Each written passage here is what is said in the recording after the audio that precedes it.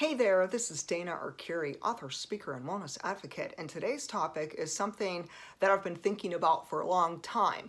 And here's the question: do you think psych drugs flatline your emotions? Do you think it can sabotage your healing process or get in the way of fully processing different things that are going on in your life that might be traumatic? It might be something in regards to grief, loss, struggles, challenges, and so forth. Does it help or does it not help? And by chance, could your emotions be flatlined? So let me just share a little more about this so you could have a better understanding on what I'm talking about. And first I want to say too that this video is because I've had so many people leave comments on countless videos of mine, and they share. So many people are sharing that either A, it's about themselves, or B, it's about a loved one. Either way, it's to do with people who are going through hard times and trials. A lot of these people maybe have lost a loved one, they're in extreme depression, and they're prescribed a medication. Usually it's an antidepressant or an anti-anxiety.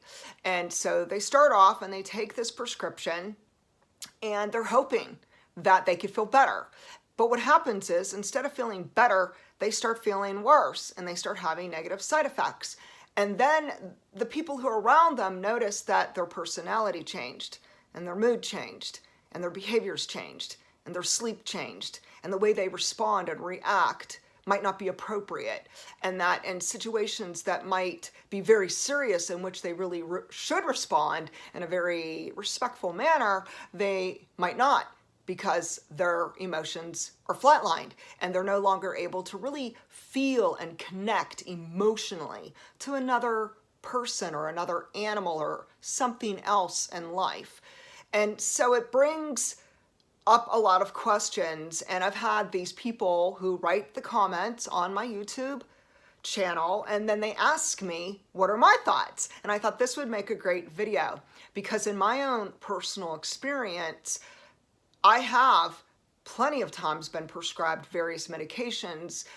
Most are shared right here on YouTube. I'm pretty upfront about it. There might be a few I didn't talk about yet, and those are future videos, like Lexapro. And actually, that one's pretty mild. But when I look at the greater scheme of things, and I look at the real potent prescriptions, I mean, I'm talking prescriptions such as gabapentin, Effexor, Cymbalta, and every single form of benzodiazepine, which of course could be lorazepam, Ativan, Xanax, Klonopin, Valium, and the list goes on.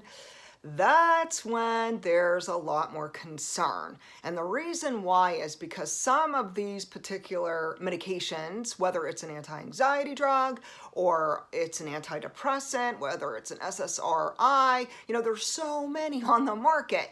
But regardless of that, the concern comes when these prescriptions are so potent and they have a black box warning, and there is a high potential to change a person's emotions, moods, behaviors, personality, and actions. The way they actually can act out, maybe in a way that's either hostile, aggressive, or just not matching up with the situation at hand. And so I look back on these prescriptions that I've taken, and there is a common thread. So whether it is Effexor or Lexapro or Prozac or Cymbalta or Ativan, the bottom line is the common thread is that my emotions were flatlined. Now, when I say flatlined, some people may not totally understand what I mean. What I mean is, when a person's emotions are flatlined, they really are not in touch with their emotions. They're detached from their emotions. They feel numb. They feel just out of touch with reality. And for some people, this could be a coping mechanism. For some people, because they're going through either A, severe anxiety, severe PTSD, trauma-related circumstances, high anxiety, and chronic pain, they may simply decide that they'd rather just take the medication and reduce their physical and emotional pain versus feel it. And you know, we can understand this. We can understand, for an example, we're just going to use a real life situation going on right now in the United States. For an example, a person lost their home in the horrific fires in California.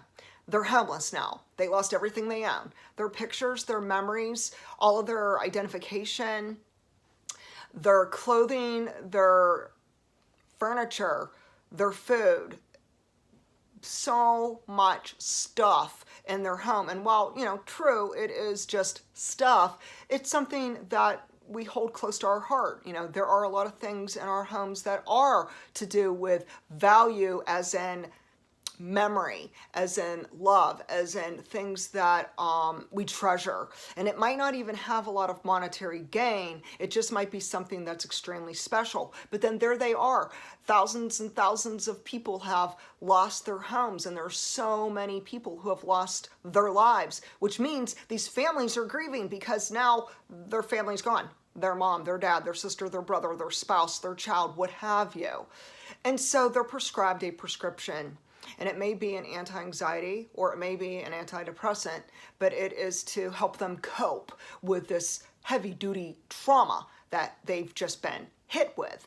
And so I can understand there is a time, there is a place for medicine, including psych drugs. But we have to also understand that for every psych drug, there is side effects. There is a potential for some nasty symptoms that could surface. There could also be occasions where a person has suicidal tendencies and they might actually try to commit suicide. That's my real life experience, true story, people. Watch those videos. There's countless videos I share about this. And so there's that concern that the medications, you know, while there's a time and a place for them, should it just be temporary? Maybe just a few weeks, maybe just 1 month or 2 months. Should medications really be limited on the length of time?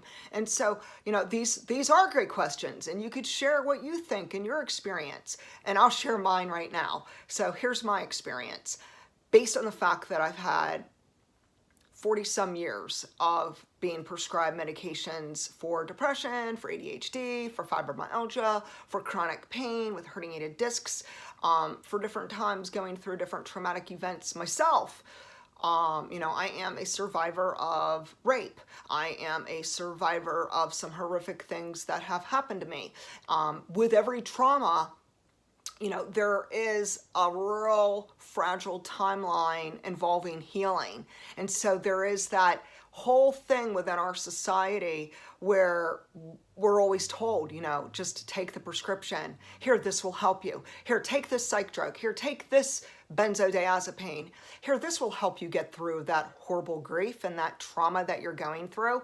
And so, you know, we want to trust our doctors and we want to take this medicine. And so we do. You know, most of us do. And I know I have, you know, while I am free currently of meds and I haven't had any prescriptions for 7.5 years, you know, I do have a history of taking prescription medicines. But the common thread for me, you know, whether it was Lexapro or Prozac or Effexor or Cymbalta or Ativan or gabapentin or what have you, there is a common thread. And it is that these medications flatlined my emotions, that I was just like totally numbed out, couldn't feel. And so I wanted to mention a few things to do with that I believe that there could be times when medications, especially psych drugs, can sabotage our healing process and our recovery process.